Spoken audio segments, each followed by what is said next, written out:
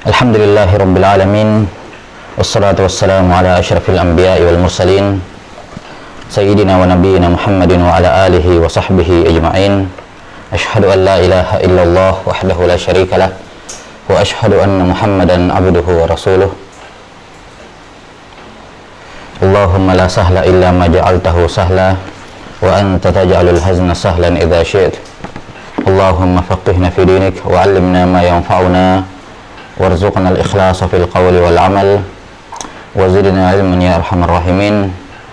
Nawasil fi syarhi kitab Al-Arba'in An-Nawawiyah lil Hafidh Abi Yahya atau Abi Zakaria Yahya bin Sharaf An-Nawawi rahimahullahu ta'ala al-mutawaffa sana 76 wa 600 min al-hijratin nabawiyah.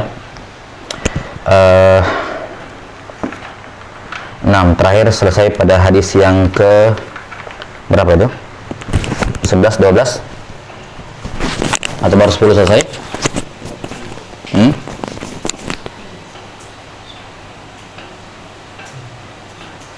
Hadis yang ke-11 selesai ya? Da'ma yaribuk ila mala yaribuk. Selesai tuh? Selesai kan? Sudah belum? Hadis ke-11?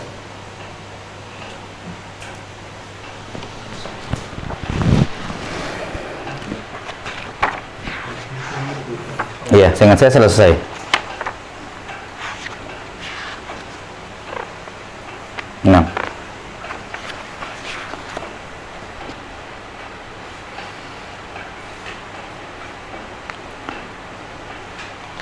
Baik, sekarang hadis yang ke-12. Qala Imam Al-Hafidh Imam An-Nawawi rahimahullahu taala al-hadis ats-tsani asyar, hadis yang ke-12.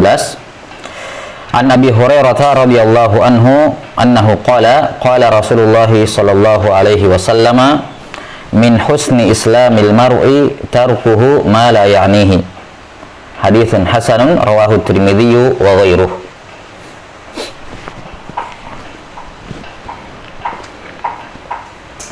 Kata beliau, hadis yang ke-12 dari Abu Hurairah radhiyallahu taala anhu, beliau berkata, Rasulullah sallallahu alaihi wasallam bersabda, min husni islamil mar'i tarkuhu ma la ya'ni. Di antara bentuk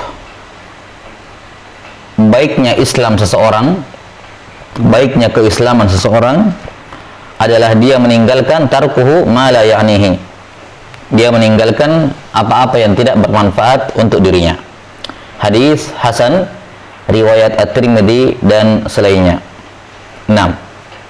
Dalam sebagian nuskhah wa ghairihi rawahu Tirmidzi wa ghairuhu hakadha. Ada tambahan hakadha. Baik.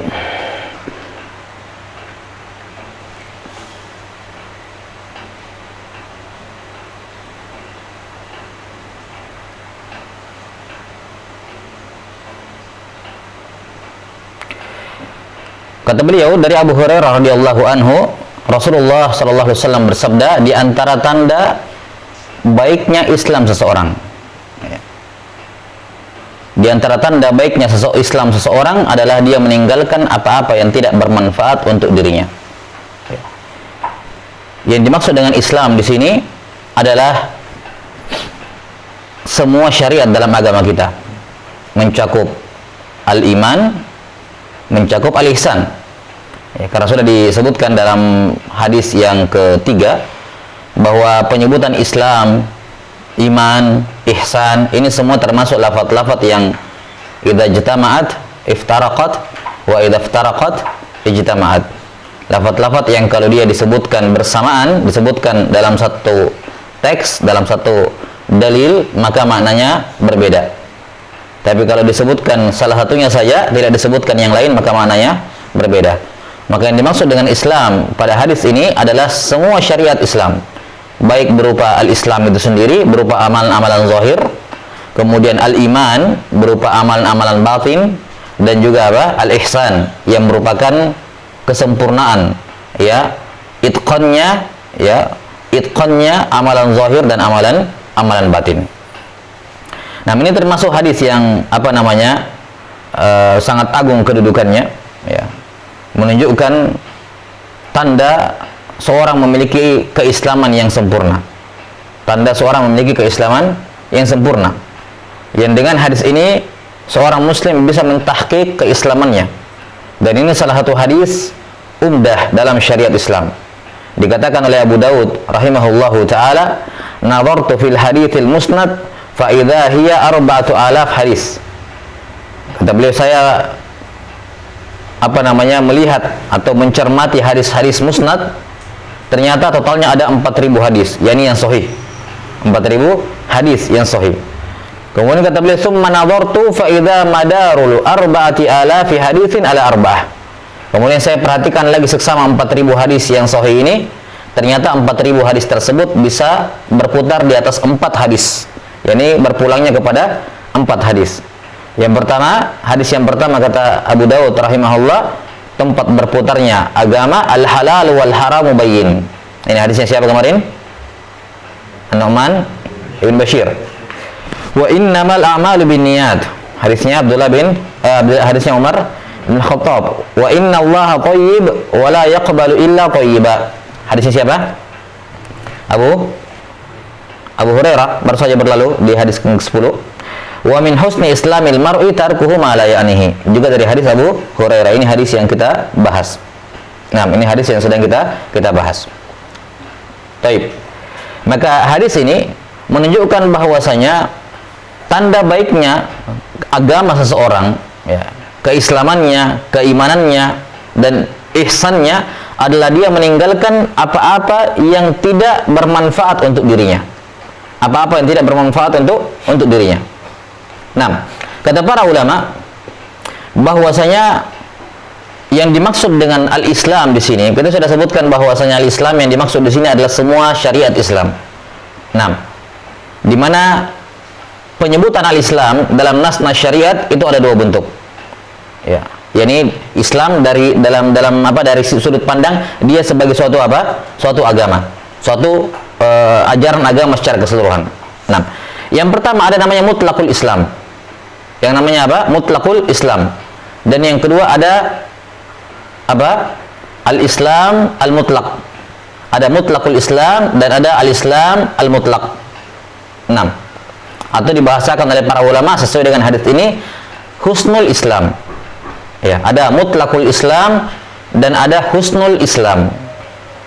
6. Adapun mutlaqul Islam yang dimaksud dengannya adalah sekedar seorang itu tetap berada di atas al-Islam. Amalan yang ketika seorang melakukannya maka dia tetap berada di dalam ajaran Islam. Yaitu sudah berlalu, dia adalah 2 kalimat syahadat.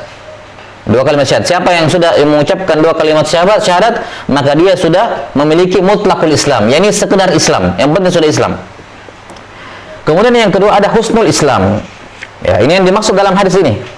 Bahwa yang dimaksud dengan husnul Islam adalah melaksanakan semua syariat Islam zahiran wa batina. Ya, zahiran wa batina, serta menghadirkan dalam hati bahwa dia selalu diawasi oleh Allah Subhanahu wa taala. Ya, yang simpelnya husnul Islam adalah Islam, iman, ihsan seperti kita katakan tadi. Nah, maka di sini ketika dikatakan di antara tanda baiknya Islamnya seseorang bukan sekedar tanda bahwa dia itu orang Islam, bukan itu maksudnya. Ya, bukan itu maksudnya. Karena kalau sekedar tanda dia masuk Islam atau tanda bahwa dia itu orang Islam, ya sekedar dia menjaga 2 kalimat syahadatnya, mutlaqul Islam. Dia tetap berada dalam Islam, dia jaga 2 kalimat syahadatnya. Tapi yang dimaksud di sini min husni islamil mar'i, di antara tanda baiknya keislaman seseorang, yakni tanda yang menunjukkan bahwa keislaman dia itu sempurna. Ya, dia itu bukan sekedar muslim, dia bukan sekedar Islam, tapi keislamannya apa? Keislamannya sempurna. Dia telah menghimpun semua maratibuddin, maratib agama dalam dirinya. Nah, maka siapa yang melakukan, ya, mengamalkan 3 perkara ini, ya, Islam, iman, dan ihsan, maka dia apa? Maka dia telah telah menghimpun kebaikan Islam, seluruh syariat Islam pada dirinya. Nah, bagaimana caranya? Pertanyaannya simpel. Kalau memang yang dimaksud dengan husnul Islam di sini adalah menggabungkan Islam, iman, dan ihsan. Ini mungkin pertanyaan yang selama ini dipertanyakan oleh banyak kaum muslimin. Bagaimana saya bisa mengamalkan Islam, iman, dan ihsan? Bagaimana caranya saya mentahqiq, mewujudkan Islam, iman dan ihsan dalam diri saya. Tapi pointer-pointernya sudah diketahui. Rukun Islam sudah berlalu di hadis Ibnu Umar. Buniyal Islamu ala khams. Itu pointer-pointer amalkan itu untuk mewujudkan Islam yang sempurna. Rukun iman sudah berlalu di hadis Jibril. Demikian pula rukun ihsan, hakikat ihsan. Namun di sini dalam hadis ini Nabi SAW menyebutkan satu amalan ringkas, atau bukan amalan ringkas, menyebutkan suatu amalan yang mana amalan ini kalau dijaga dengan baik maka secara otomatis orang akan mengamalkan Islam, iman dan ihsan. Itu pasti. Jadi pengamalan Islam, iman dan ihsan itu disimpelkan oleh Nabi SAW bahasanya dalam satu kalimat. Apa itu? Tarkuhu ma la ya'nihi. Dia meninggalkan apa yang tidak bermanfaat bagi dirinya. Yang tidak bermanfaat bagi dirinya. Ya, dan ini tentunya cakupannya luas sebagaimana akan diterangkan nanti. Maka siapa saja ketika mendapati di depan dirinya ada suatu amalan yang itu tidak bermanfaat bagi dirinya, lantas dia tinggalkan, besok-besok ketemu lagi perkara yang tidak bermanfaat, dia tinggalkan, besok bertemu lagi yang tidak demikian terus sifat dia, demikian terus tindakan dia ketika mendapati perkara yang layak nih, dia selalu tinggalkan, maka secara otomatis dia pasti telah mengamalkan Islam, iman dan ihsan secara secara sempurna. Ya, secara sempurna. Bila sampai sini ya. Karena itu Al-Hafidz Ibnu Rajab rahimahullahu taala berkata, Ustaz Fadli. Kata Al-Hafidz Ibnu Rajab rahimahullahu taala, "Fa idza taraka ma la ya'nihi wa fa'ala ma ya'nihi kullahu faqad kamula husnu islamihi." Kata Ibnu Rajab rahimahullahu taala, karena itulah jika seorang meninggalkan apa yang tidak bermanfaat dan melakukan apa yang bermanfaat untuk dirinya, maka telah sempurna Islamnya dengan ketiga tingkatannya, Islam, iman dan ihsannya. Taib. Ya, akhir.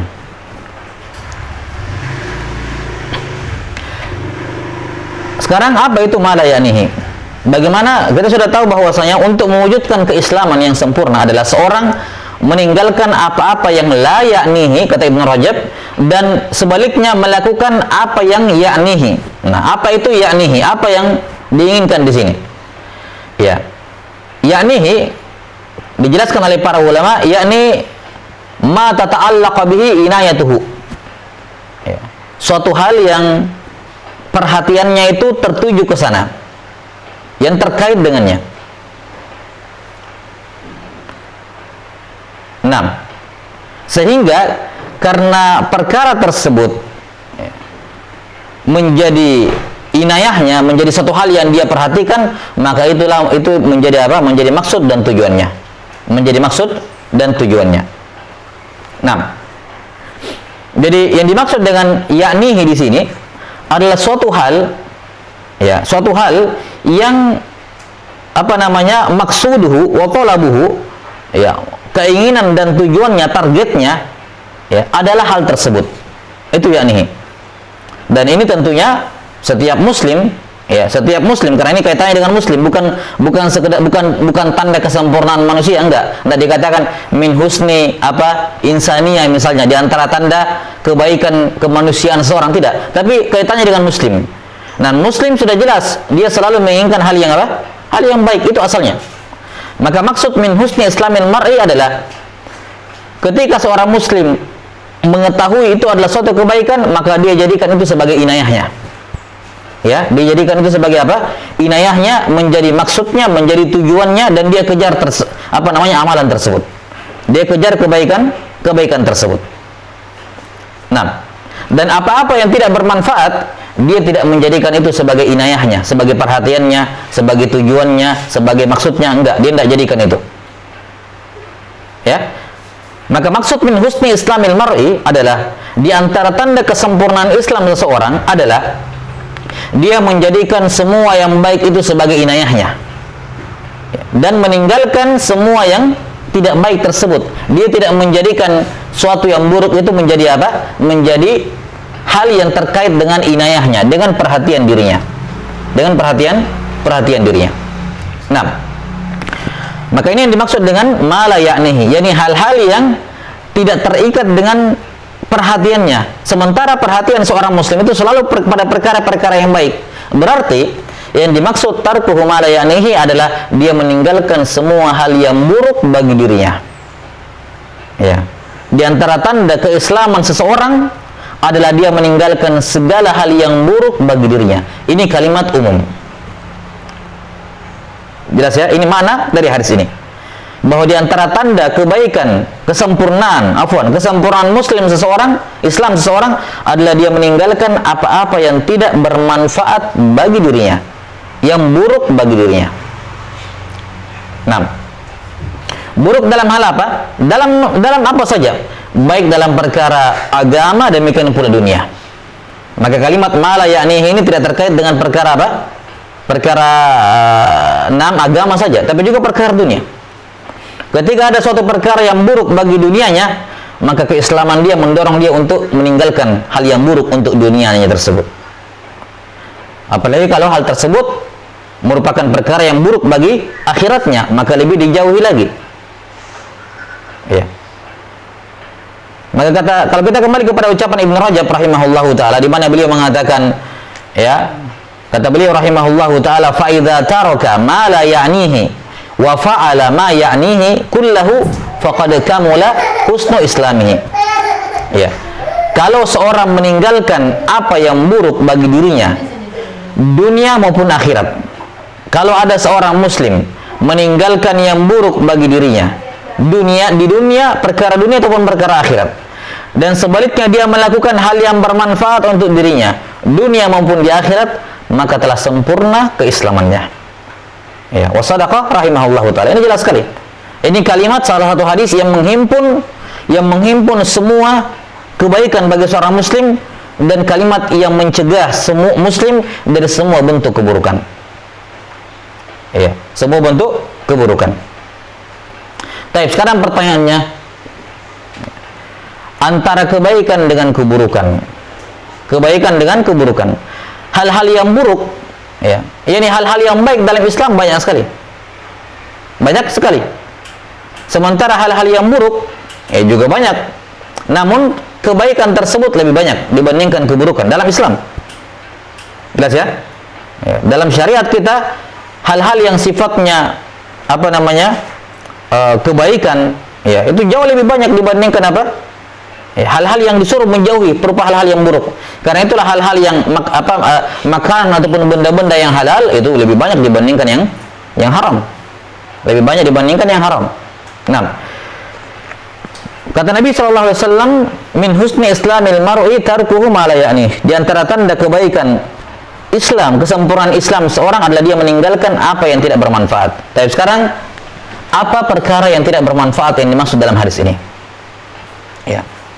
Apa-apa saja yang dianggap la ya'nihi, tidak ada manfaatnya bagi seorang hamba, bisa memberikan mudarat kepada seorang hamba di dunia maupun di akhiratnya. 6. Usulnya ada 4. Ya, usulnya ada 4. Ya.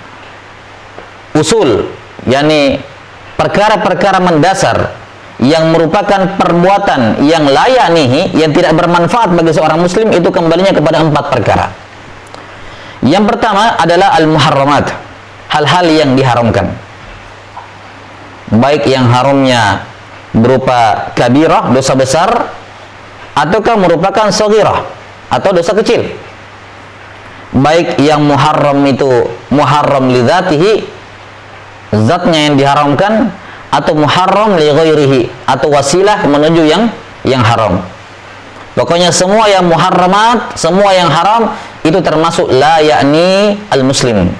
Tidak boleh menjadi tujuan seorang muslim, tidak boleh seorang muslim memberikan perhatian, inayah pada hal yang haram. Usul yang kedua, asal yang kedua adalah al-makruhat. Semua hal yang makruh. Semua hal yang makruh. Iya. Dan al-makruh di sini adalah apa?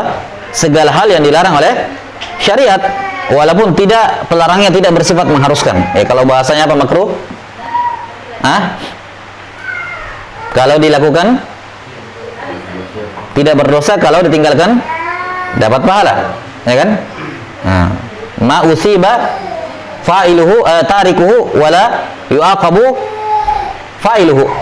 6. Yang diberikan pahala orang yang mengerjakannya, meninggalkannya, dan tidak dihukum orang yang melakukannya. 6. Tapi pada dasarnya perhatikan, makruh itu larangan. Jadi jangan seorang muslim mengatakan karena makruh makruh tidak haram. Memang betul tidak haram, tapi makruh itu larangan. Asalnya dia larangan. Jelas sampai sini? Asalnya larangan, dan yang namanya larangan disuruh tinggalkan. Yang namanya larangan disuruh apa? Disuruh tinggalkan. Bukan apa? Bukan disuruh lakukan gara-gara bukan haram. Enggak. Karena al-makruhat itu termasuk dalam an-nahyu, larangan dalam syariat. Jelas? Kemudian yang ketiga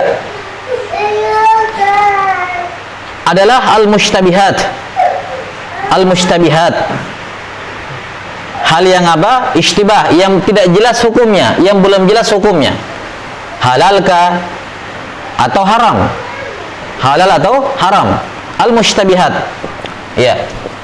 Hal yang kurang jelas hukumnya.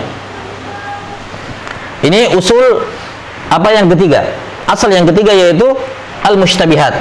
Ini sudah berawal dalam hadisnya siapa? Nu'man bin Bashir tadi. Faman ittaqa syubhat faqad istabra li dinihi wa irbih. Maka asal yang ketiga dari perkara-perkara yang layak nihi adalah al-mushtabihat. Ya, ini tentunya al-mushtabihat bagi yang tidak jelas bagi dia hukumnya. Karena kan istibah itu dikatakan istibah kalau bagi dia tidak jelas apa? Hukumnya. Tapi kalau bagi orang yang jelas hukumnya dan nampak bahwa itu haram atau makruh, ya dia lebih-lebih tinggalkan lagi. Atau nampak bagi dia hukumnya misalnya tidak ada masalah, maka silakan dia lakukan.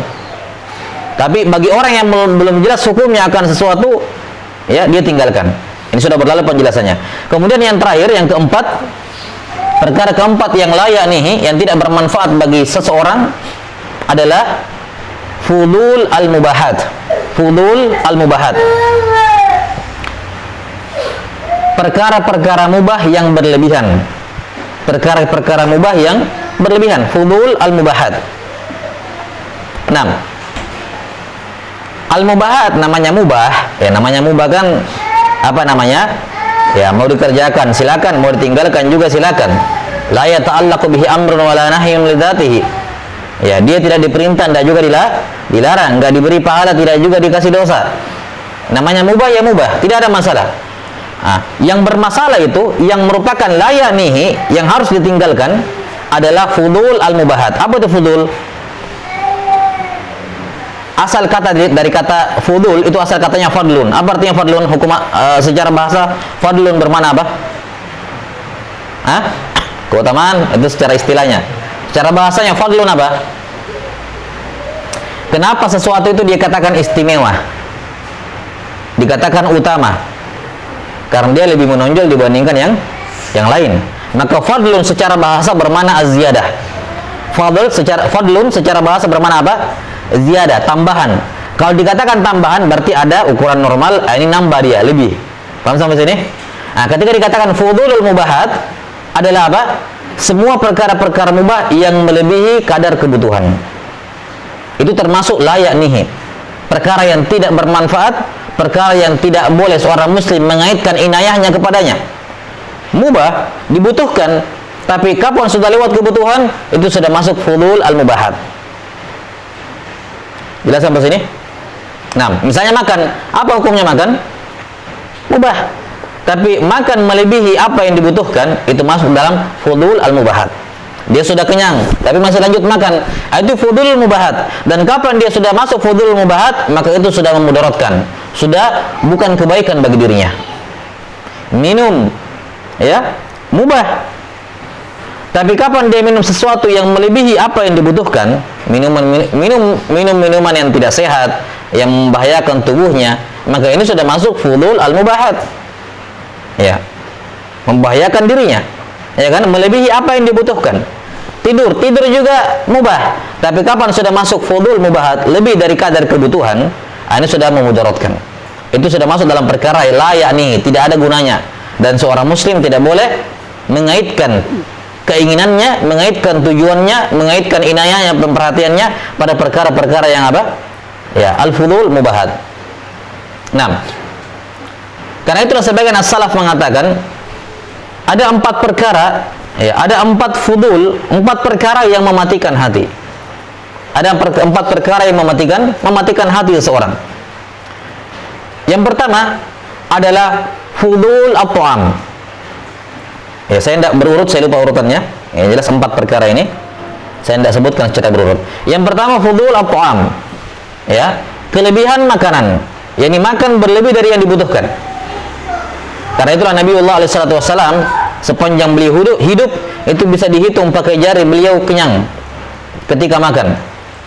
Ya, beliau hanya disebutkan dalam riwayat At-Tirmidzi bahwa beliau SAW kenyang itu ketika makan rame-rame dengan para sahabat. Barulah di situ beliau kenyang. Ya. Karena itulah posisi makan beliau, posisi makannya kan seperti duduknya seorang budak yang sedang makan.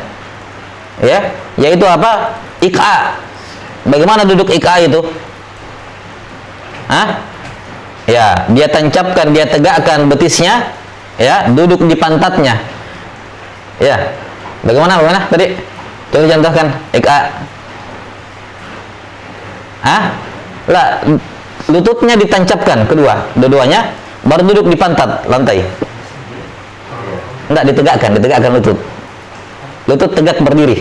Apa ditegakkan lututnya? Lututnya di atas. Gitu. Baik. Sekarang saya tanya, kalau begitu duduknya bisa duduk lama-lama enggak? Hah? Susah kan? Susah. Kata para ulama menjelaskan, beliau SAW duduk seperti itu supaya tidak menikmati makan. Tidak menikmati makan.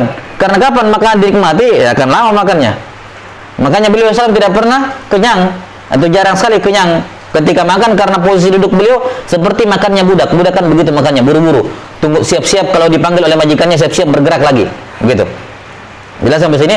Dan disebutkan bahwa di antara cara duduk yang dimakruhkan dalam makan adalah duduk bersila. Ya. Duduk bersila. Kenapa? Karena itu posisi nyaman sekali makanan turun. Ya, pas. Jadi orang sering kenyang ketika bersila.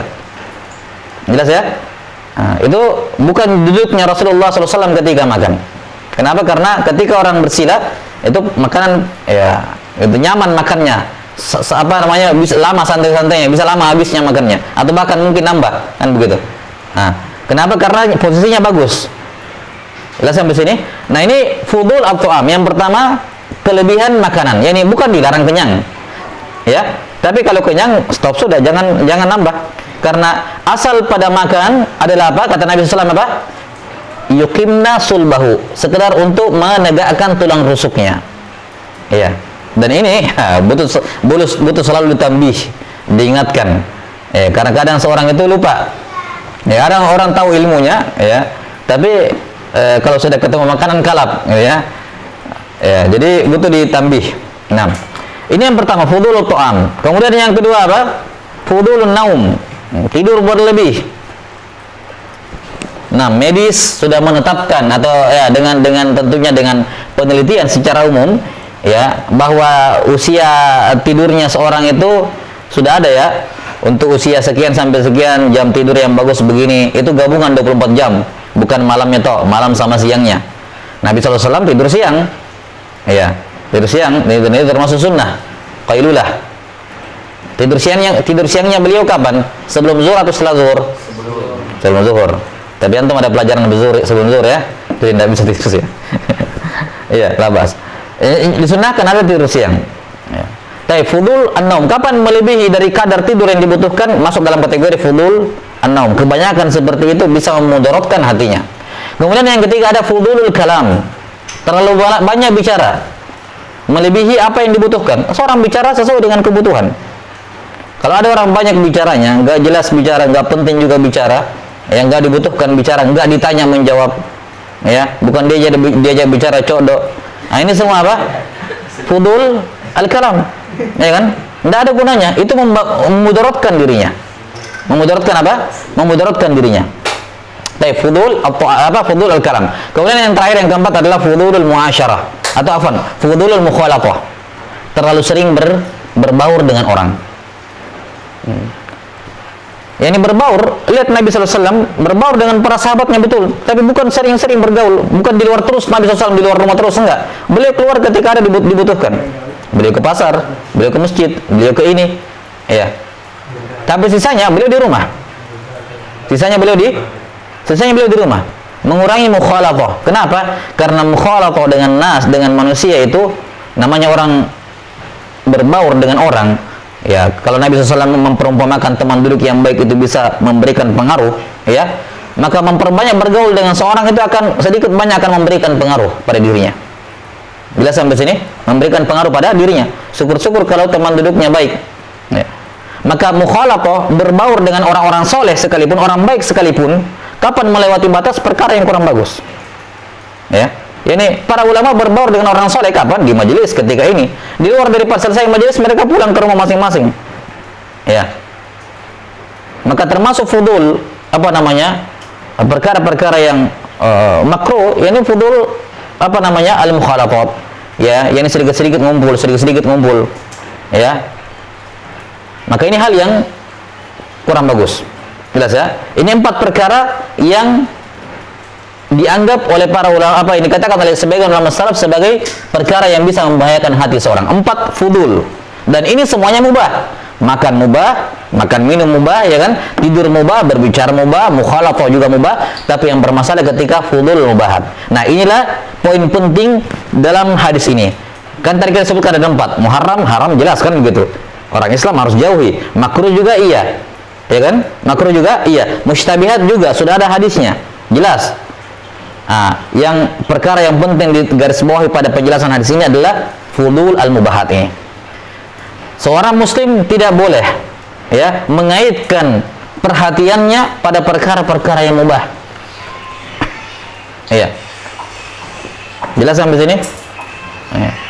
Olahraga mubah, tapi kebanyakan olahraga itu tidak bagus. Ya, itu tidak bagus. Apalagi seorang bagi santri ya sekali-sekali aja referensi seperti itu. Bukan keseringan. Ya, bukan apa? Keseringan. 6. Menghabiskan waktu pada perkara-perkara yang mubah, ini masuk dalam kategori apa? Fudul al-mubahat. Masuk dalam perkara fudul al-mubahat. Baik. Karena itulah hendaknya seorang muslim ya, memperhatikan dengan baik setiap hal yang akan dia lakukan. Apakah ini termasuk dari 4 perkara tadi? Haram, makruh, mustabihat, fudul, mubahat? Ya, karena selain dari 4 ini, perhatikan, selain dari 4 ini pasti manfaat. Itu saja. Kalau perbuatan yang kita mau lakukan bukan termasuk 4 perkara ini, maka itu pasti kebaikan. Lakukan saja. Ya, lakukan saja. Ya. Kalau kita melihat 4 perkara ini, berarti apa? Apa yang termasuk yaknihi? Kan tadi Ibnu Rajab mengatakan, fa idza taraka ma la yaknihi, kalau dia meninggalkan apa yang tidak yaknihi, yakni 4 ini, wa fa'ala ma yaknihi, dan melakukan apa yang yaknihi, faqad kamula husnu islamihi, maka telah sempurna Islamnya. Kalau begitu apa yang yaknihi? Kalau kita keluarkan 4 perkara ini, berarti yang yaknihi apa? Yang pertama, al-wajibat, kewajiban dengan semua macam bentuknya. Wajib ya, al-wajibat, perintah, mau fardu ain, mau fardu kifayah, mau macam-macam al-wajibat itu. Kemudian yang kedua, al-masnun, ya, al-masnunat, ya, atau as-sunan, as-sunan, sunnah-sunnah, ya, atau al-mustahabbat, hal-hal yang dianjurkan, disunnahkan. Ini perkara yang bermanfaat. Kemudian yang ketiga apa? Al-mubahat, mubah. Tidak sampai sini itu saja, mubah. Jadi yang yaknihi bagi seorang muslim, yang yaknihi yang dia harus kaitkan perhatiannya ke situ, jadikan itu sebagai maksud dan tolak ya, tujuannya untuk menggapainya adalah al-wajibat, ya, as-sunan dan al-mubah. Itu saja, al-mubahat. Ya, al-mubahat ya ini selama dah sampai dalam jenjang fudul. Yani al-mubahat apa? Ya, bihasabil hajah, sesuai dengan kebutuhan. Sesuai dengan kebutuhan. Itu perkara yang merupakan yang dianggap yaknihi, yang merupakan perkara yang bermanfaat bagi dirinya. Iya. Sebagian ulama salaf mengatakan min alamati i'radillahi 'anil abdi an yushghilahu bima la yanihi. Kata sebagian ulama salaf, min alamati i'radillahi 'anil abd, Di antara tanda yang menunjukkan Allah sudah berpaling dari itu hamba, Allah sudah tidak peduli dengan dia, terserah ngapain kamu, kan begitu. Di antara tanda bahwa Allah sudah tidak peduli kepada seorang hamba, ya, adalah ayyushgilahu bima la yanihi, membuat dia sibuk pada perkara-perkara yang tidak bermanfaat untuk dirinya. Allah Ta'ala membuat dia sibuk pada perkara-perkara yang tidak bermanfaat bagi dirinya. Ya. Tentunya di sini bukan Allah yang pertama membuat dia sibuk, enggak. Dia sendiri yang duluan membuat dirinya apa? Sibuk dengan perkara-perkara yang tidak bermanfaat tadi, lantas Allah Ta'ala menghukum dia dengan membuat dia sibuk di situ. Falamma zaghu azaghallahu qulubahum. Tatkala mereka menyimpang, ya sudah, Allah hukum mereka dengan membuat hati mereka menyimpang. Ketika ada seorang hamba dikasih pilihan oleh Allah Ta'ala, ini kebaikan nih, lakukan. Ini yang yaknihi, ini yang la yaknihi. Ini yang bermanfaat, ini yang tidak bermanfaat. Lantas dia lebih memilih yang la yaknihi, yang tidak bermanfaat bagi dirinya. Dia lebih memilih itu, padahal dia bisa memilih itu, memilih yang yaknihi. Maka Allah hukum dia apa? Dibuat dia sibuk di situ. Dan kapan dia sudah menghabiskan waktu di situ, itu tanda bahwa Allah sudah berpaling dari dirinya. Terserah. Ya. Ketika dia disibukkan di situ. Ada sebuah kaidah yang penting disebutkan oleh Syekh Abdurrahman bin Nasir As-Sa'di rahimahullahu taala dalam Al-Qawaidul Hisan. Ya. Kata beliau, man taraka syai'an, man taraka ma yanfa'uhu, man taraka ma yanfa'uhu ma'al imkan uqiba bishtighalihi bima yadurruhu wa hurimal amrul awwal. Man taraka ma yanfa'uhu ma'al imkan uqiba bishtighalihi bima yadurruhu wa hurimal amrul awwal. Siapa yang meninggalkan ma yanfa'uhu, man taraka ma yanfa'uhu, siapa yang meninggalkan perkara yang bermanfaat bagi dirinya, yakni perkara yang yaknihi tadi, yang bermanfaat, dia tinggalkan hal yang bermanfaat bagi dirinya ma'al imkan, padahal dia mampu untuk melakukannya, terbuka pintunya, ada peluangnya untuk lakukan hal yang bermanfaat tersebut, tapi dia tinggalkan padahal memungkinkan, maka dia dihukum dengan dua hukuman. Dia dihukum dengan dua hukuman. Hukuman yang pertama, uqiba bishtighalihi, dia dihukum dengan apa? Ishtighalihi bima yadurruh, dia sibuk dalam perkara-perkara yang memudaratkan dirinya, menghabiskan waktu pada perkara yang memudaratkan dirinya, memudaratkan dirinya. Ini hukuman yang pertama. Hukuman yang kedua, wa hurimal amrul awwal, perkara manfaat yang pertama tadi yang ditinggalkan, dia diharamkan lagi untuk mendapatkannya. Dia mau kejar belakangan, nggak dapat lagi. Kenapa? Sudah ditutup pintunya oleh Allah Ta'ala. Maka suatu kebaikan kapan terbuka pintunya, didatangi, dimasuki. Jangan nanti mau mendatangi ketika pintu sudah tertutup, sudah diharamkan oleh Allah Ta'ala.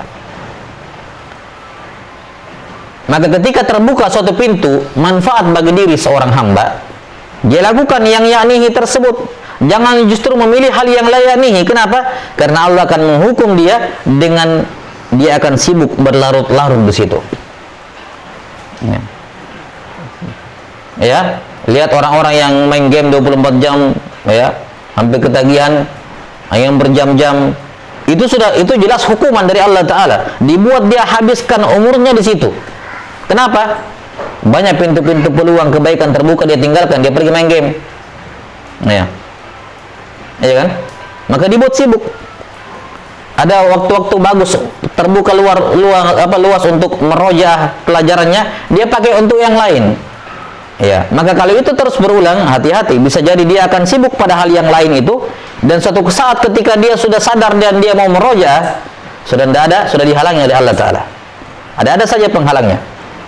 Ya, ada saja penghalangnya. Saya biasa kasih contoh taklim. Nah, taklim itu terbuka luas, apalagi di zaman pandemi sekarang, mau lewat taklim apa saja bisa ada, kan gitu. Yang penting ada kuota saja.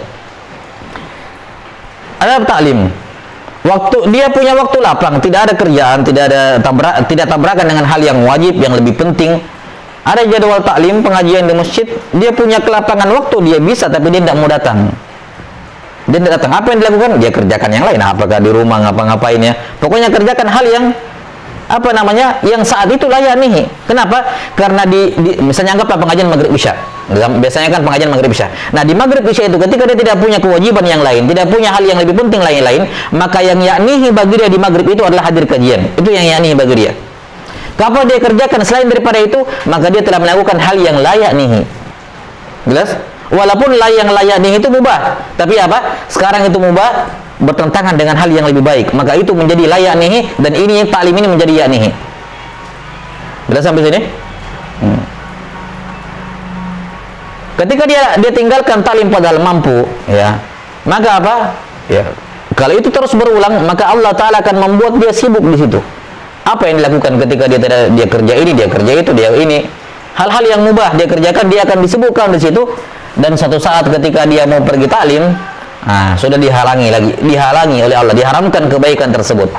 Mau pergi tiba-tiba hujan, nggak jadi, pada sudah semangat, ya, mau keluar jalan, motornya bocor, ya, sudah setengah mati sampai ke taklim, ustadznya nggak datang izin, ya, pokoknya dihalangi dia dari taklim. Kenapa? Karena dia sudah meninggalkan hal itu ketika terbuka pintunya. Maka seorang muslim hendaknya waspada ketika dibukakan padanya pintu kebaikan, jangan menoleh dari situ, jangan pilih yang lain, ya. Karena khawatir kapan kamu berpaling kepada yang lain, maka Allah akan menyibukkan kamu pada yang lain tersebut, walaupun mubah. Tapi ingat, fudulul mubahat itu apa? La ya'nihi. Itu membahayakan dirinya, memudaratkan dirinya. Nah, maka seorang muslim yang baik bukan cuma melihat, oh yang penting ini mubah, yang penting ini kan mubah, ini kan tidak haram. Bukan itu. Jelas ya? Baik, ini kaidah yang sangat mufidah, ya, bahwa ketika seorang meninggalkan hal yang bermanfaat bagi dirinya padahal dia mampu untuk melakukannya, maka dia dihukum dengan tersibukkan dengan perkara yang memudaratkan tersebut, dan kebaikan yang pertama diharamkan. Kebaikan yang pertama diharamkan. Baik.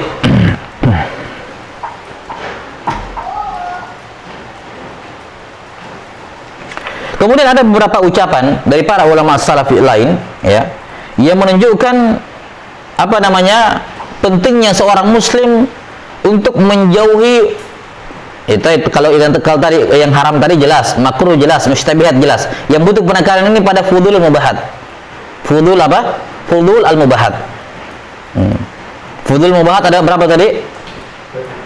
Ya, ada yang mubah ada 4. Fudulnya itu yang berbahaya. Makan, minum, tidur, berbicara, dan mukhalatah, berbaur. 6. Abu Dzar radhiyallahu ta'ala anhu berkata,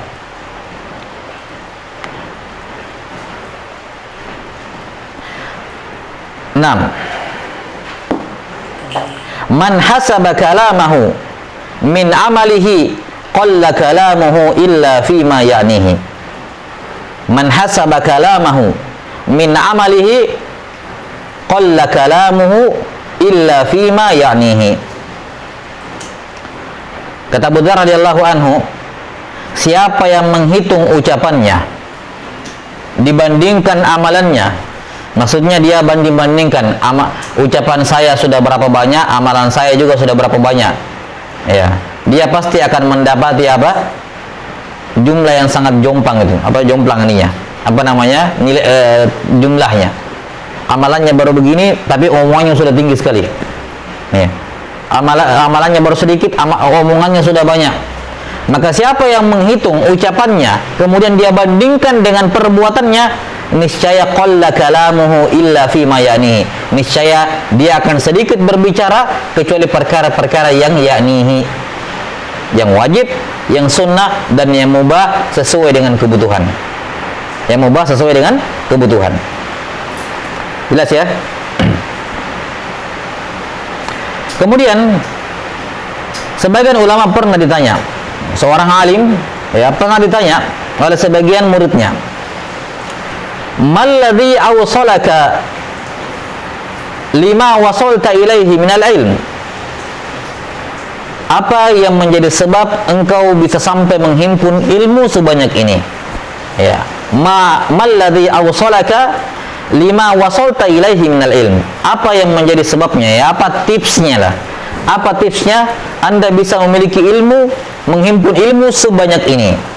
Maka dia pun menjawab, tipsnya adalah faqala sidqul hadis, jujur dalam berbicara, ya, wa adaul amanah, menunaikan amanah, wa tarku mala a'nihi, ya, dan meninggalkan apa yang tidak bermanfaat bagi saya. Berkata jujur, menunaikan amanah, dan meninggalkan apa yang tidak bermanfaat untuk diri saya. Ya, dan subhanallah di zaman sekarang dengan perkembangan teknologi, hal-hal yang membuat lalai itu banyak sekali. Terutama sosial media ini, penggunaan smartphone. Ya. Seorang tidak sadar menghabiskan berjam-jam waktunya pada perkara yang tidak ada dampak positifnya kepada dirinya, yang ada justru dampak negatif. Ya. Apa gunanya mantengin statusnya orang, ya?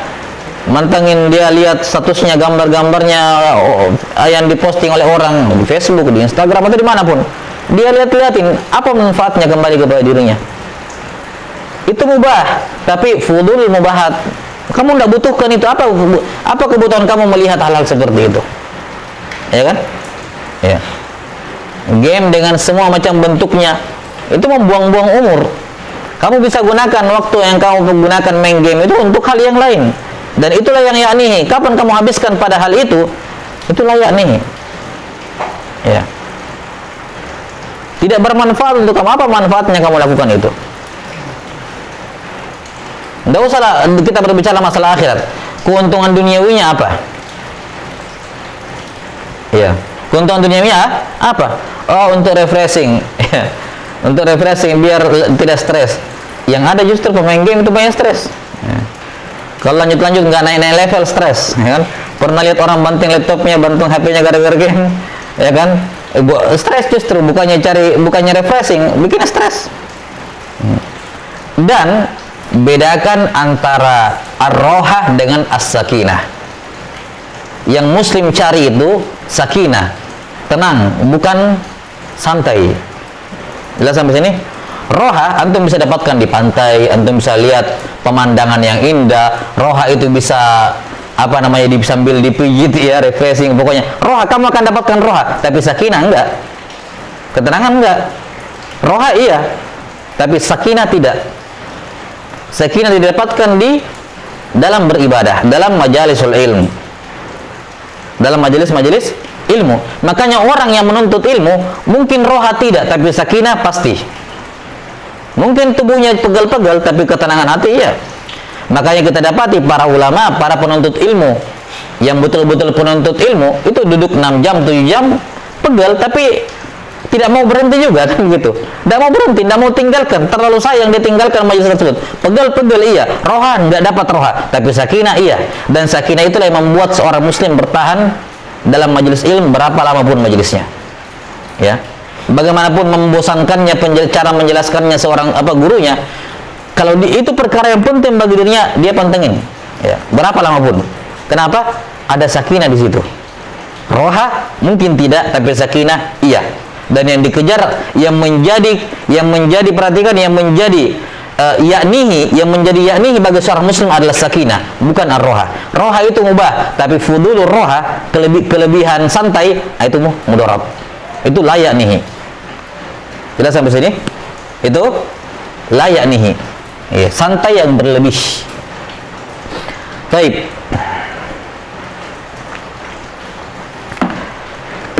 Dan Allah Subhanahu wa taala telah mengingatkan masalah ini dalam Al-Qur'an tentang fudul, hal-hal mubah yang berlebih. Ya, Allah Subhanahu wa taala berfirman, "La khaira fi katsirin min najwahum illa man amara bi shadaqatin aw ma'rufin aw islahin bainan nas." Perhatikan, la khaira, la nafi' lil jins, khaira semua kebaikan. Pokoknya tidak ada ucapan mereka itu yang baik-baik. Semuanya itu tidak baik kecuali illa.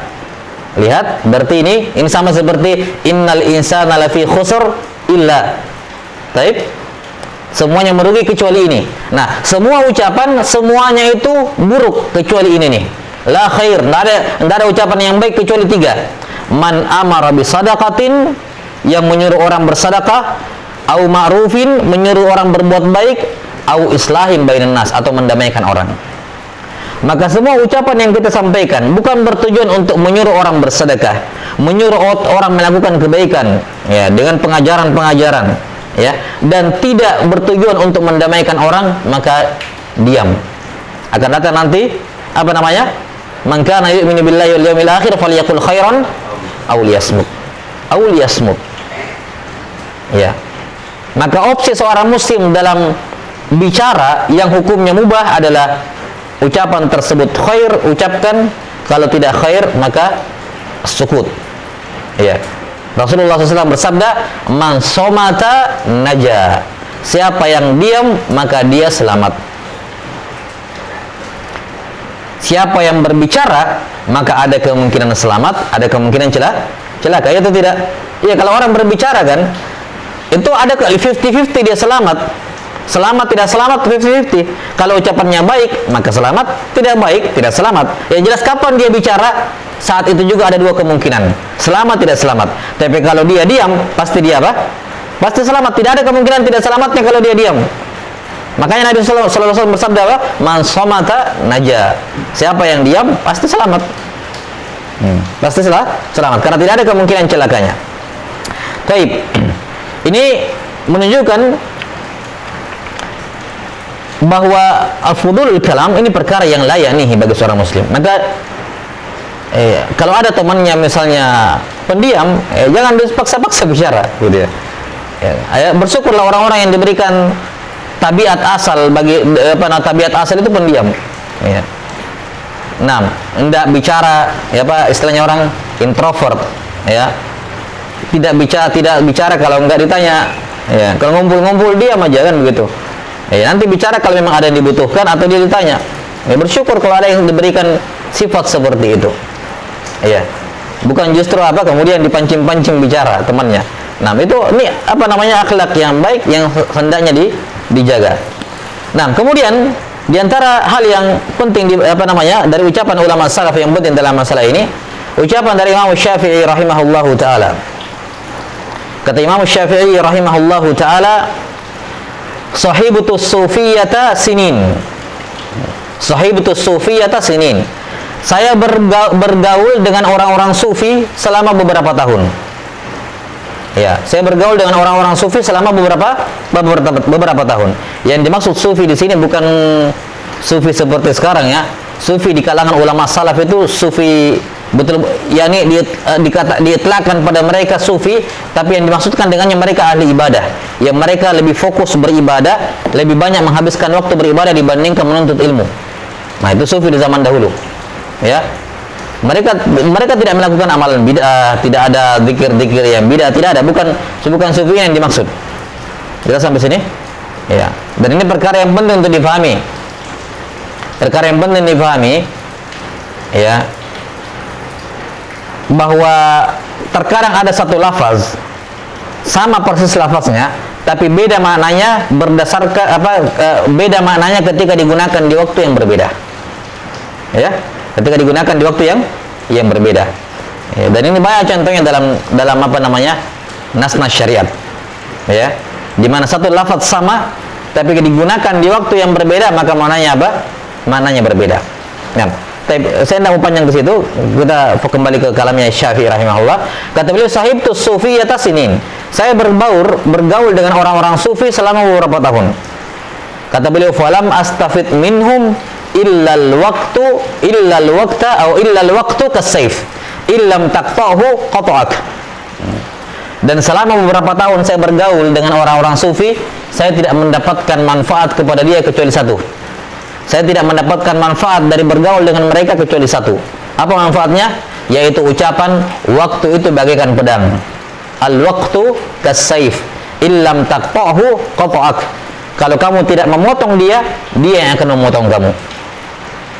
Waktu itu ibarat pedang.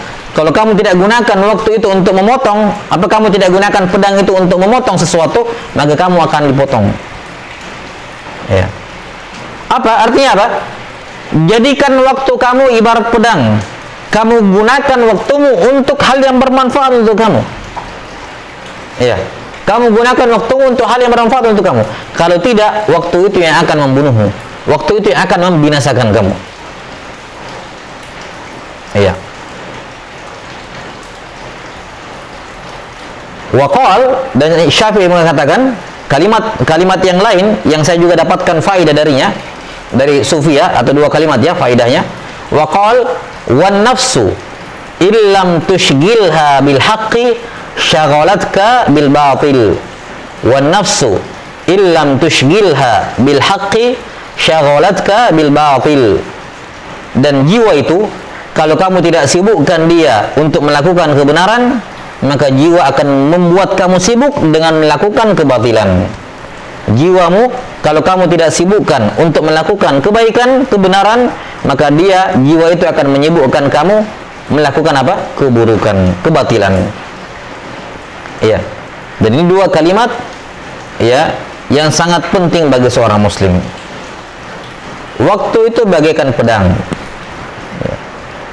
Kalau kamu tidak memanage dengan waktumu dengan baik, tidak membagi-bagi waktumu dengan baik, ya, maka waktu akan membunuh kamu.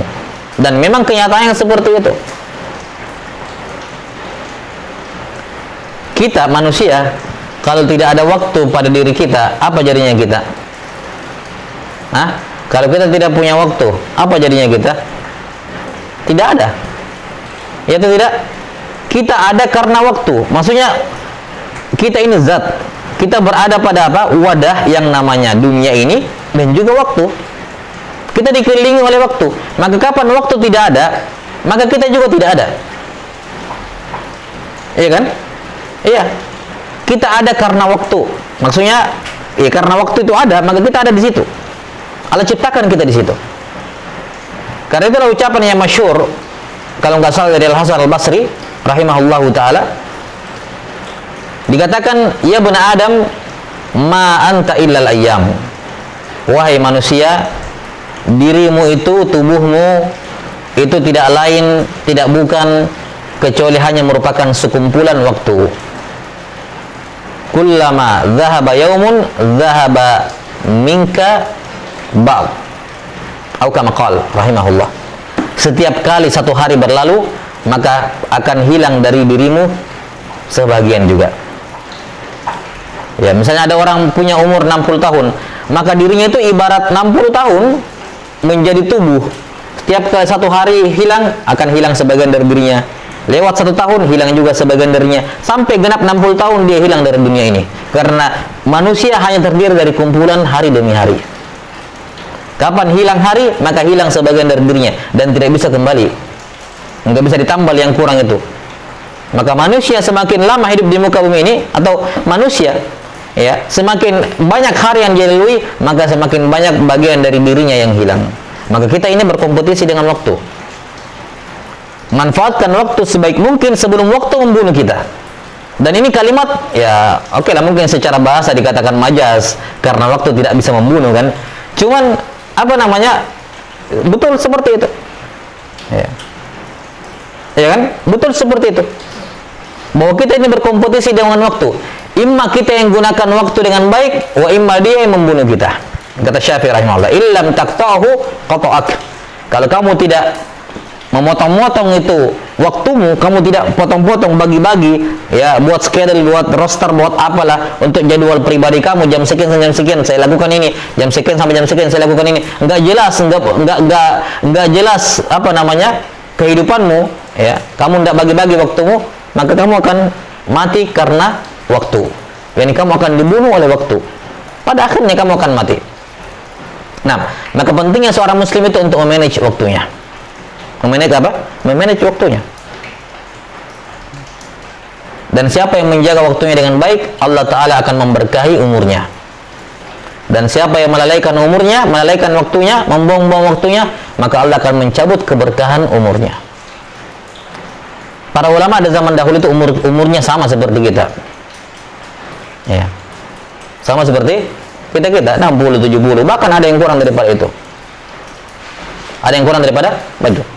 60-70 tahun, tapi lihat karya tulisnya. Ya, karya tulisnya yang kalau kita mau pikir orang sekarang nggak mungkin. Ini orang kalau punya karya tulis sepanjang itu, ini orang punya 1000 tahun ini. Tapi enggak, umurnya cuma 60-70 tahun.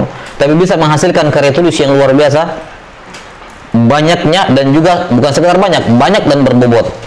Kenapa? Diberkahi umurnya. Orang kalau diberkahi umurnya, itu dengan umur yang singkat dia bisa melakukan banyak hal yang bermanfaat bagi dirinya. Dan sebaliknya kalau berkah umurnya dicabut, orang bisa banyak umur tapi tidak ngapa-ngapain. Dia tidak melahirkan hal yang bermanfaat. Ketika dia meninggal, dia ikut dilupakan oleh orang. Ya. Tapi kalau diberkahi umurnya, dia meninggal, orang senantiasa terus akan mengingatnya melalui hal-hal yang ya dia tinggalkan dari kehidupannya ketika dia hidup. Nah, maka di antara tanda untuk atau di antara cara untuk mendapatkan keberkahan umur adalah hargai umur yang ada, yang tersisa. La in syakartum la zidannakum. Ditambah kualitas umurnya. Kalau kamu syukuri sisa umur yang masih ada, Allah akan beri tambahkan kualitas pada umurmu yang tersisa. 6. Kemudian kata Syafi'i rahimahullah, wan nafsu illam tushghilha bil haqqi syaghalatka bil batil. Jiwamu kalau kamu tidak sibukkan dengan kebenaran, maka dia akan menyibukkan kamu dengan kebatilan. Karena jiwa itu seperti itu. Ya. Ma ja'alallahu lirajulin min qalbayni fi jawfihi. Allah tidak jadikan itu dalam hati seorang hamba itu dua hati. Enggak. Hatinya cuma satu. Kalau kamu tidak sibukkan dengan kebaikan, dia akan sibuk dengan kebatilan. Disebutkan bahwa hati ya, kalau dia tidak disibukkan, illam tushghilha bi dzikrir rahman ya, syagalatka bi dzikri syaitan. Kalau kamu tidak sibukkan hatimu dengan berzikir kepada Allah Ta'ala, maka hatimu akan menyibukkan kamu dengan mengingat berzikir kepada syaitan. Ya.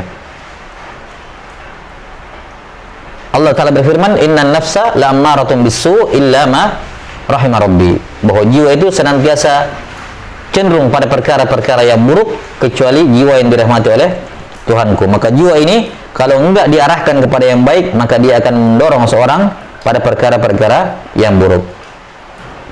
Baik. Dan para ulama ya, para ulama memberikan contoh yang luar biasa. Ya, tentunya kita tidak berbicara lagi mengenai Rasulullah SAW dan para sahabat, itu jelas. Para ulama yang memberikan contoh yang luar biasa betapa pentingnya seorang muslim menjaga waktunya, dan tidak sangat dibencinya seorang muslim itu untuk membuang-buang waktu ya, untuk menghabiskan waktu pada perkara yang tidak bermanfaat. Maka kalau kamu tidak punya, kembali kepada ya'nihi tadi, perkara ya'nihi wajib, sunnah, dan mubah. Mubah itu perkara dunia. Maka kalau waktu kamu tidak gunakan pada kalau kamu tidak punya kewajiban, di waktu itu, di suatu waktu kamu tidak punya kewajiban, kamu sudah kerjakan kewajibanmu, tidak ada juga sunnah yang bisa kamu kerjakan di situ, maka lakukan hal yang mubah. Itu lebih baik dibandingkan kamu tidak mengisi dengan apa-apa. Ya. Karena waktu kapan tidak diisi oleh apa-apa, itu kerugian, bengong aja, menghabiskan waktu. Ya. Ini perkara yang merugikan. Lakukan hatta perkara yang mubah. Kamu sudah misalnya butuh break dari amalan yang wajib, butuh break dari amalan sunnah, silakan. Apa breaknya? Amalan mubah. Yang penting jangan biarkan hati itu kosong dari aktivitas. Makanya Ibnu Mas'ud radhiyallahu ta'ala mengatakan, yang warid dari beliau, saya benci dengan pemuda yang pengangguran. Ya, pengangguran bukan tidak ada kerjaan maksudnya. Ya, jadi yang dia tidak ngapa-ngapain. Habis waktunya dari pagi sampai zuhur nggak kerasa, nggak ngapa-ngapain. Ya kerjakan apa saja, mau berdagang, mau apa silakan kerjakan. Yang penting jangan biarkan ada waktu yang kosong berlalu tanpa ada manfaat yang kembali kepada agama atau kembali kepada dunia.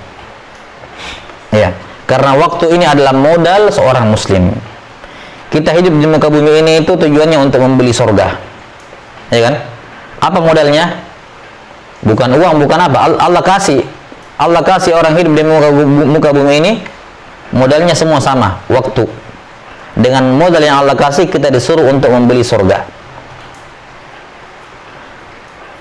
Kalau ada orang keluar modal tapi tidak dapat keuntungan apa-apa, ya, tidak dapat keuntungan apa-apa, itu rugi namanya.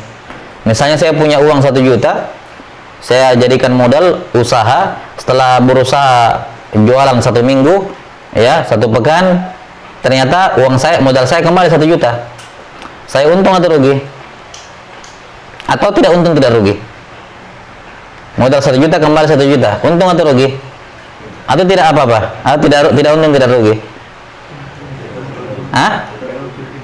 Ya, tetap rugi. Modal 1 juta kembali 1 juta tetap rugi. Kenapa? Iyalah, saya sudah habiskan 1 minggu, 1 pekan, saya sudah kurang tidur, jagain toko, ya kan? Saya sudah habiskan tenaga, ya kan? Saya sudah pakai otak saya mikir bagaimana berdagang. Itu semua nggak dinilai kah? Itu dinilai juga seharusnya. Maka kalau modal 1 juta kembali 1,5 juta, belum tentu juga setara, kan begitu? Belum tentu juga setara, karena waktu itu mahal, pikiran, tenaga, tidak tidur itu mahal, ya. Maka kalau modal 1 juta kembali 1,5 juta, bisa jadi masih rugi, ya kan?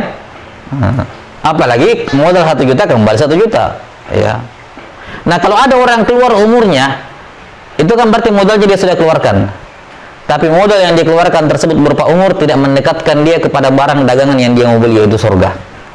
Memang tidak berdosa, memang tidak mendekatkan dia ke neraka karena mubah. Misalnya nih, ada orang melakukan perkara yang mubah, itu tidak mendekatkan dia ke neraka, tapi juga tidak mendekatkan dia ke surga. Rugi atau tidak?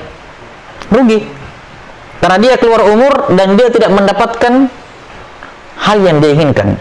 Jadi sudah hilang modalnya, umur tidak bisa kembali. Ini umur tidak bisa dicari kayak modal, ya. Habis modal bisa cari yang lain, bisa cari modal baru, umur nggak bisa.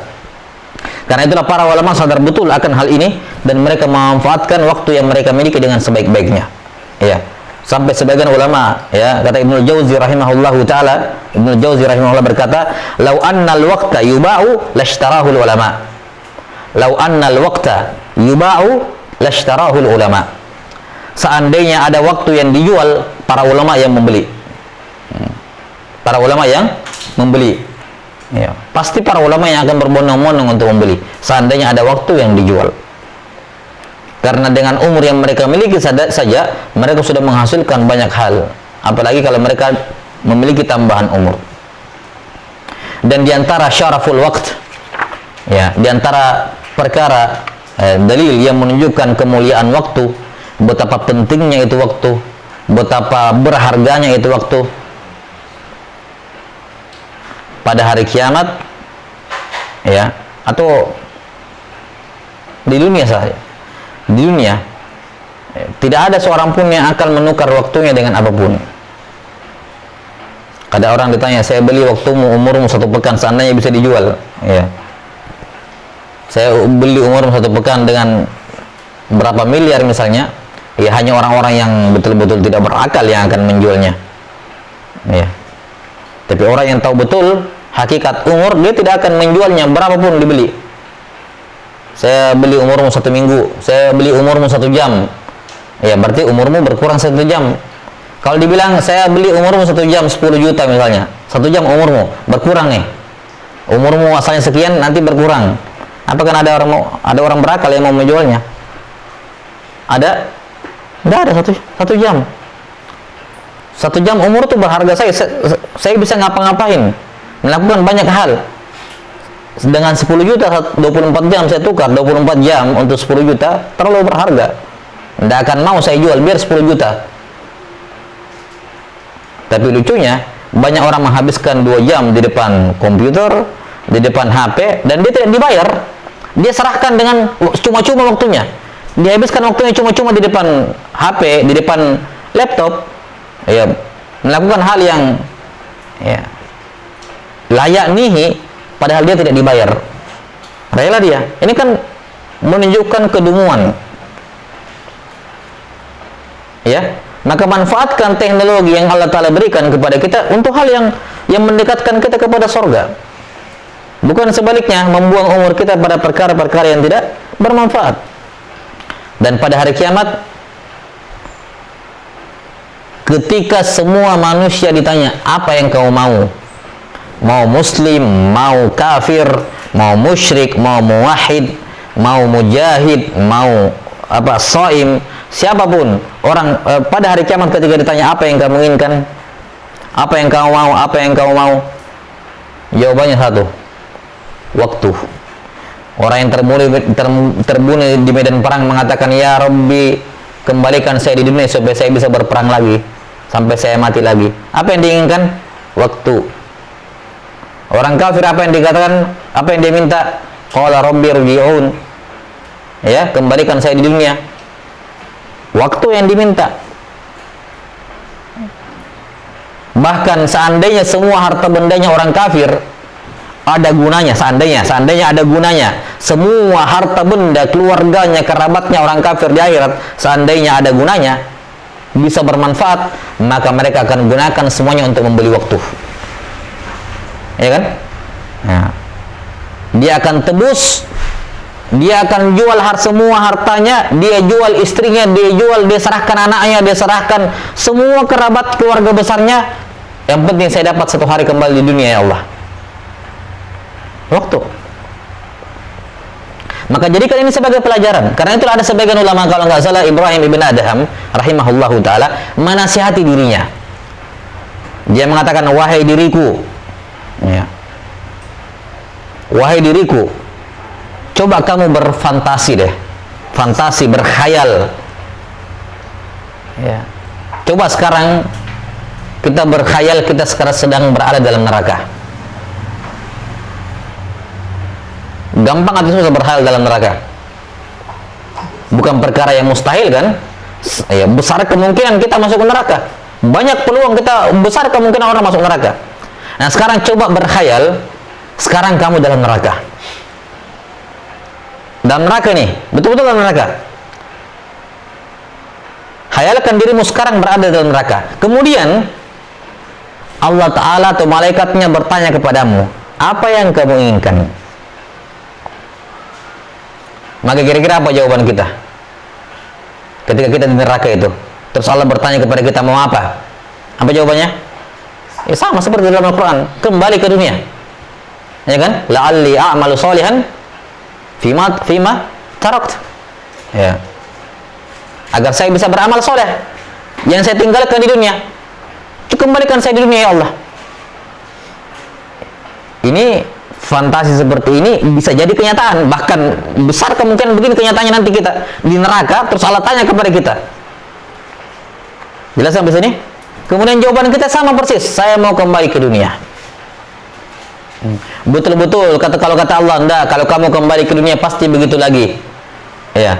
Kita pasti berusaha meyakinkan, enggak ya Allah, saya betul-betul, saya tidak akan kembali lagi. Saya akan betul-betul perbaiki diri saya ketika kalau saya dikembalikan ke dunia, betul-betul baik. Saya serius, ya kan begitu. Janji, pokoknya sumpah apapun, saya akan kembali. Kalau saya dikembalikan ke dunia, Allah, saya akan memperbaiki amalan saya. Maka kata alim ini, kalau begitu wahai jiwaku, sekarang Allah sudah kabulkan permintaanmu. Nah, sekarang kamu sudah di dunia nih, ya kan? Anggaplah tadi kamu mengadakan perjalanan ke masa depan dan kamu ternyata di dalam neraka. Terus kamu katakan, ya Allah, saya minta balik nih. Saya betul-betul serius, saya janji saya akan beramal baik kalau saya kembali ke dunia. Nah, sekarang kembali ke masa ini. Sekarang kamu di dunia. Berarti apa? Kejadian tadi yang anggaplah di masa depan, Allah kabulkan. Sekarang kamu masih di dunia. Buktikan kata-katamu kepada Allah. Bahwa kamu tadi di masa depan, tadi kamu di neraka, kamu bilang mau beramal soleh, buktikan. Sekarang Allah sudah kabulkan permintaanmu, kamu di dunia nih. Kamu masih di dunia. Memang nggak dibalikin ke dunia. Tapi sekarang tetap masih berada di dunia. Buktikan kata-katamu, keseriusanmu kepada Allah, bahwa kalau saya masuk neraka, saya minta kembali ke dunia. Nah, sekarang kamu masih di dunia. Buktikan kata-katamu kamu benar. Jangan tunggu di neraka baru sumpah-sumpah kepada Allah untuk kembali ke dunia untuk beramal soleh. Sekarang masih di dunia, ya. Nah, maka apa-apa yang kurang diperbaiki. Karena setiap ujian di dunia, selama seorang masih hidup, masih ada remedialnya, masih ada ujian susulan, masih ada ulangan perbaikan. Tapi ketika seorang sudah meninggal, tidak ada lagi. Semua remedial, semua ujian susulan tertutup. Itu nilai akhir, ya. Maka ini pelajaran yang sangat penting bagi seorang hamba, ya. berkenaan dengan mensyukuri nikmat waktu ini. Manfaatkan nikmat waktu sebaik-baiknya, jangan banyak membuang-buang waktu. Ya. Jangan banyak membuang waktu, apalagi antum sebagai santri di sini, ya. Sebagai apa namanya? Orang yang memang sengaja datang untuk belajar, ya, sengaja datang. Antum bisa kerjakan apa di luar? Antum bisa sekolah dimanapun di luar. Antum bisa tinggal di rumah enak-enak dengan keluarga. Antum bisa bermain-main dengan teman di luar. Tapi antum milih ke sini, tidak ada yang paksa. Ya, antum milih masuk ke sini. Kenapa? Karena antum punya suatu tujuan. Ada tujuan yang saya ingin raih. Saya mau jadi ini. Saya mau melakukan ini. Nah, itu yaknihi, itu perkara yang baik. Kejar, jujur kejar itu.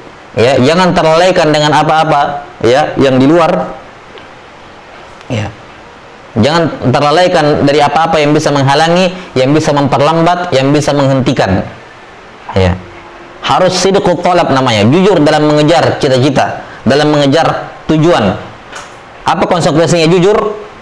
Pandangannya tidak tertoleh kanan kiri, tidak noleh orang di belakang, dia fokus lihat targetnya, tujuannya kayak orang memanah. Orang memanah kan tujuannya ke sana tuh, tidak manahnya tidak kemana-mana. Matanya tidak kemana-mana, dan dia tidak berhenti memanah sampai dapat, kecuali sampai dapat. Itu namanya sidqut talab. Iya, ada halangan, tidak menghentikan dia, mungkin memperlambat ia pada sebagian keadaan, mungkin lambat, tapi tidak menghentikan, tetap jalan terus sampai dapat yang dia inginkan. Kapan seorang punya target tapi dia berhenti di tengah jalan sebelum dapat targetnya, itu menunjukkan dari awal dia tidak punya sidqut talab, dari awal dia tidak punya kejujuran mengejar tujuannya. Buktinya baru ada halangan sedikit berhenti.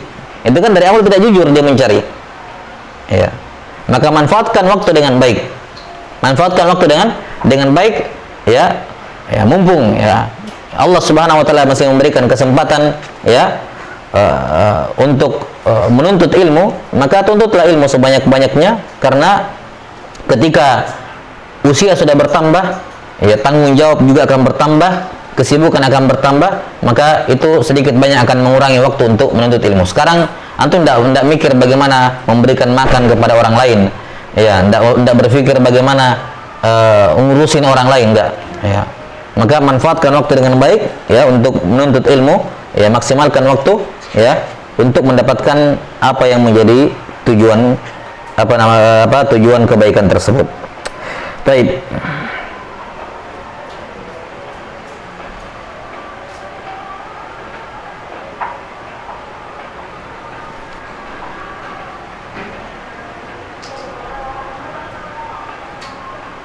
Saya kira ini cukup beberapa masail tambahan atau fawaid tambahan yang penting diperhatikan berkenaan dengan hadis ini. Dan hadis ini bila syak, ya, seperti kata Abu Dawud tadi rahimahullah, bahkan kalau kita mau menyempitkan lagi kalimat Imam Abu Dawud bahwa Islam berputar di atas 4 perkara tadi, ini justru kalau kita pandang apa namanya, ya, masih bisa diperamping lagi. Kita bisa katakan bahwa semua ajaran Islam dibangun di atas hadis ini.